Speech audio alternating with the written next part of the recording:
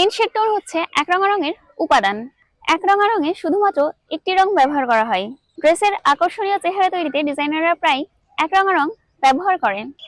তাহলে এখন চলুন একরঙা রঙের উপাদান টিন শেড টোন সম্পর্কে জেনে আসি।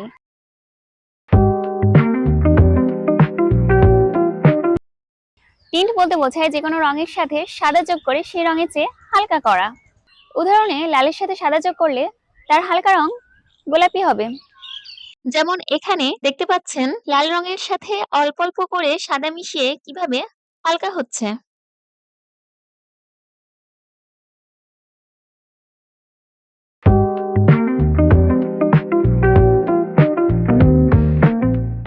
শেড হলো রঙের সাথে কালো যোগ করে আসল রংটিকে গাঢ় করা। টিন্টের বিপরীত হচ্ছে শেড। যেমন এখানে দেখছেন লালের সাথে কালো মিশিয়ে কিভাবে গাঢ় কালার হচ্ছে।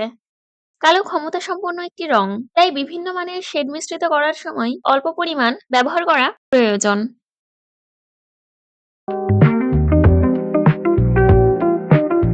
টিন্টের সাদা আর শেড তৈরিতে যেমন কালো মেশাতে হয়, ঠিক তেমন টোন তৈরিতে ধূসর রং ব্যবহার করা হয়।